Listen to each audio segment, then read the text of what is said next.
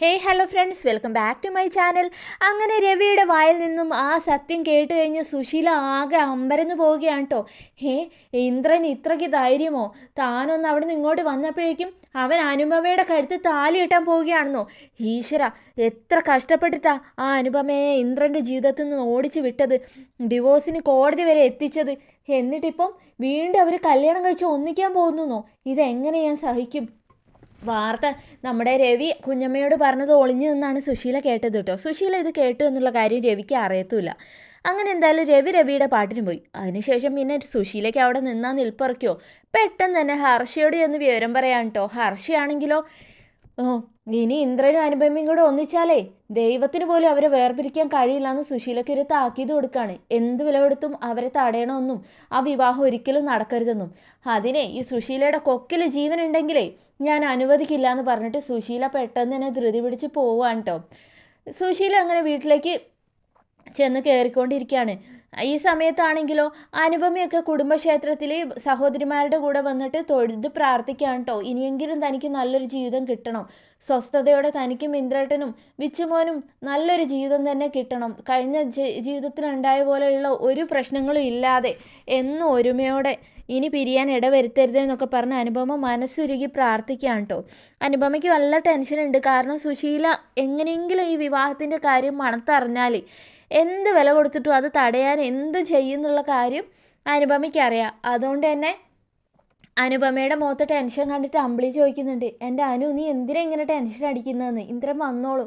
ഇല്ല ചേച്ചി, ഇന്ദ്രേട്ടനെ ഇവിടെ എത്താതെ എനിക്കൊരു സ്വൈര്യവും സമാധാനം കിട്ടുന്നില്ല. ഇന്ദ്രേട്ടൻ്റെ അമ്മയുടെ കാര്യം അറിയാലോ, അവർ വിവരം അറിഞ്ഞു കഴിഞ്ഞാൽ എന്തെങ്കിലും കൊനിഷ്ഠ ഒപ്പിക്കും. ഇത്തവണ ഇന്ദ്രൻ എന്തായാലും അതിനൊന്നും പിടി കൊടുക്കില്ല അനു. പക്ഷേ ഇന്ദ്രേട്ടൻ്റെ മനസ്സിലിരിപ്പൊക്കെ അതിനു മുന്നേ മനസ്സിലാക്കുന്ന ആളാണ് അമ്മ. അതുകൊണ്ടാണ് എനിക്ക് പേടി. എന്തായാലും ഇന്ദ്രേട്ടൻ ഇവിടെ എത്തിയാൽ മാത്രമേ എനിക്കൊരു സമാധാനമുള്ളൂ എന്നൊക്കെ പറയാം കേട്ടോ. പിന്നെ സഹോദരിമാരെല്ലാവരും കൂടെ അനുപമയെ സമാധാനിപ്പിക്കുന്നൊക്കെ ഉണ്ട് കേട്ടോ. അതേപോലെ തന്നെ അനന്തമാഷും. അങ്ങനെ എല്ലാവരും അവിടെ ഒരു കല്യാണത്തിന് വേണ്ടി റെഡി ആയിട്ട് നിൽക്കുകയാണ് കേട്ടോ. ഇവരെ വെയിറ്റ് ചെയ്യാണ്. ഇതേ സമയത്ത് സുശീല വീടിൻ്റെ ഉമ്മർത്ത് അവിടെ വണ്ടിയിൽ വന്നിറങ്ങുകയാണ്. അപ്പം തന്നെ കാണുന്ന കാഴ്ച എന്താണ്? സത്യനും അതേപോലെ തന്നെ ശ്യാമും സോനിയും പ്രതിമയും എല്ലാവരും കൂടി അണിഞ്ഞൊരുങ്ങി നിൽക്കുന്നു കേട്ടോ. അത് കണ്ടതും സുശീലയ്ക്ക് ഹാലിളകുകയാണ്. അപ്പം എല്ലാവരും കൂടി അറിഞ്ഞ് സുശീലയെ തോൽപ്പിക്കാൻ നോക്കുകയായിരുന്നല്ലേ? അതിന് വെച്ച വെള്ളേ അങ്ങ് വാങ്ങി വെച്ചാൽ മതി. ഈ സുശീലയുടെ കൊക്കിന് ജീവനുള്ളപ്പേ നിങ്ങളെ മനസ്സിലുള്ള ആഗ്രഹം ഒന്നും നടക്കാൻ പോകുന്നില്ല. സോനെ, നീ എന്നാലും നിൻ്റെ പെറ്റത്തള്ളയോട് ഇങ്ങനെ ചെയ്തല്ലോടി. ഞാൻ നിന്നെ വിളിച്ച് ചോദിച്ചതല്ലേ എന്താ അവൻ്റെ പ്ലാൻ എന്ന്. എന്നിട്ട് നിനക്കൊന്നും അറിയത്തില്ലെന്ന് പറഞ്ഞ് ഇന്ന് കുളിച്ച് കുറിയുന്നിട്ട് നിൽക്കുകയാണല്ലേ കല്യാണത്തിന് പോവാൻ. അതിൽ സോന പറഞ്ഞു, അതെ അമ്മേ, ഞങ്ങൾ കല്യാണത്തിന് പോകാൻ നിൽക്കുക. അത് അമ്മ എങ്ങനെയായിരുന്നു? അതെ, അറിയാതിരിക്കാനേ ഞാൻ മണ്ടിയൊന്നല്ലടി. നീയൊക്കെ എങ്ങനെ മറയ്ക്കാൻ ശ്രമിച്ചാലും ഞാൻ അറിയും. ഈ അമ്മ ഇത് എന്തൊക്കെയാണ് പറയുന്നത്? സത്യനും ചോദിക്കാം കേട്ടോ. ഞങ്ങൾ ജോസഫേട്ടൻ്റെ മോൻ്റെ കല്യാണത്തിന് പോവുകയാണ് പള്ളിയിൽ എന്ന് പറയാം. നിൻ്റെയൊക്കെ ജോസഫേട്ടനെ ഏതാന്ന് എനിക്ക് മനസ്സിലായിട്ടുണ്ട്. ഇവിടെ നിൽക്കുക, ഞാൻ ഇപ്പോൾ വരാമെന്ന് പറഞ്ഞിട്ട് പെട്ടെന്ന് തന്നെ പോവുകയാണ് കേട്ടോ. അകത്തേക്ക് പോവുകയാണേ. അപ്പം ഇന്ദ്രൻ്റെ റൂമിലേക്ക് അങ്ങ് കയറി ചെല്ലുകയാണ്. അപ്പോൾ ഇന്ദ്രൻ കുളിക്കുകയാണ് കേട്ടോ. പൈപ്പ് തുറന്നിട്ട് സൗണ്ട് കേൾക്കുന്നുണ്ട്.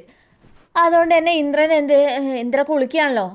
സുശീല പെട്ടെന്ന് പുറത്തിറങ്ങിയിട്ട് കതകങ്ങ് അടച്ചിട്ടേ താഴിട്ട് പൂട്ടുക കേട്ടോ. ഈ അമ്മ ഇത് എന്തൊക്കെയാണ് ചെയ്യുന്നതെന്ന് ചോദിച്ചിട്ട് ശ്യാമും സത്യനും എല്ലാവരും വന്നു കേട്ടോ.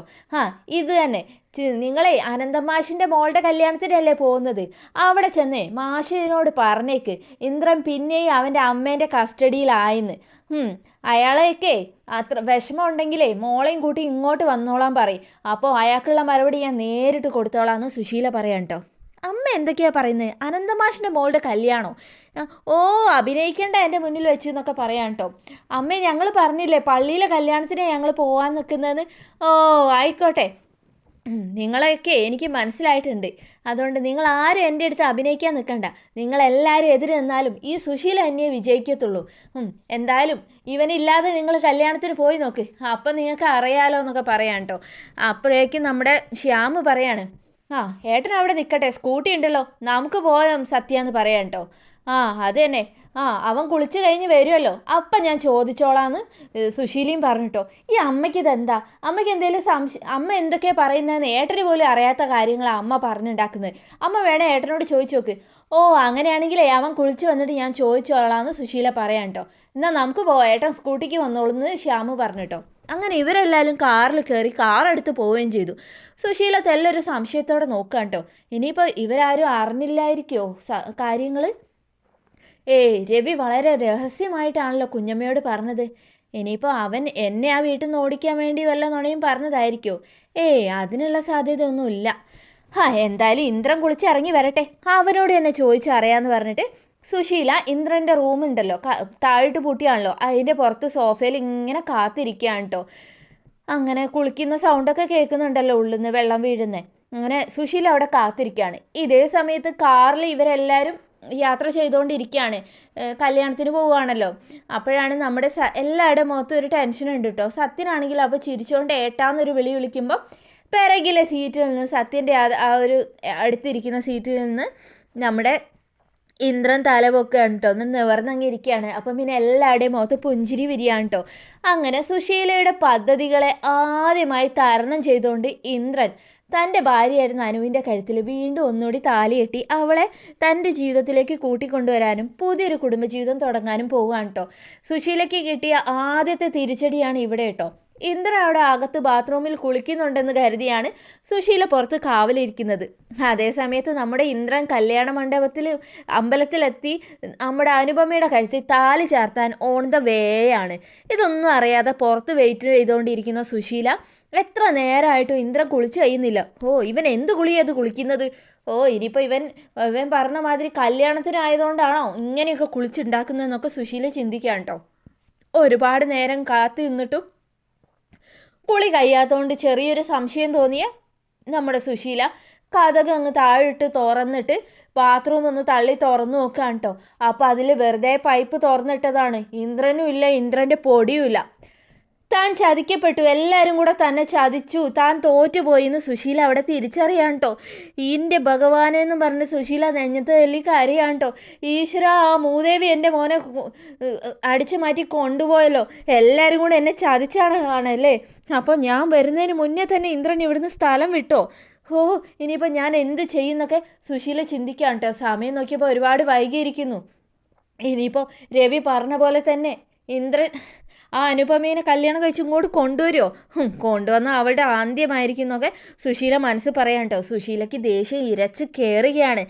ആദ്യമായിട്ടാണ് തൻ്റെ ഈ ഒരു എന്താ പറയുക താഴിട്ട് പൂട്ടിയ ആ ഒരു തൻ്റെ കൺട്രോൾ വിട്ട് ഇന്ദ്രൻ പോകുന്നതായിട്ടാണ് കേട്ടോ സുശീലയ്ക്ക് അപ്പോൾ തോന്നുന്നത്. കാരണം ഇന്ദ്രൻ അതിൻ്റെ ഉള്ളിലുണ്ടെന്ന് കരുതി ഇത്ര നാളും അഹങ്കരിച്ച് നിൽക്കേനി.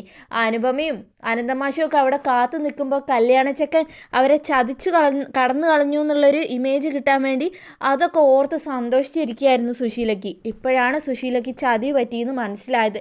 തൻ്റെ മക്കളെല്ലാവരും കൂടി തന്നെ തോൽപ്പിച്ചു എന്നുള്ള തിരിച്ചറിവാണ് കേട്ടോ സുശീലയ്ക്ക്. എന്തായാലും ഇന്ദ്രൻ അവിടെ അമ്പലത്തിലെത്തി. മുഹൂർത്തത്തിന് തന്നെ അനുപമയുടെ കഴുത്തിൽ താലിയെട്ടി തിരികെ അനുവിനെയും കൂട്ടി സുശീലയുടെ ഈ വീട്ടിലേക്ക് തന്നെ വരും. സുശീലയ്ക്ക് ആരതി എടുത്ത് അനുപമയെ സ്വീകരിക്കേണ്ട അവസ്ഥയും വരും. ഇല്ലെങ്കിൽ ഇന്ദ്രനും ഈ കുടുംബവും തമ്മിൽ പിന്നെ ഒരു ബന്ധം ഉണ്ടാവില്ലെന്നും ഇന്ദ്രൻ്റെ അടുത്തുനിന്ന് ഒരു ലാഭവും തനിക്ക് ഉണ്ടാവില്ലെന്നും സുശീല മനസ്സിലാക്കുക തന്നെ ചെയ്യും. അങ്ങനെ വീണ്ടും അടുത്ത കിടിലൻ വീഡിയോയിൽ നമുക്ക് കാണാം. അതുവരേക്കും thanks for watching my channel.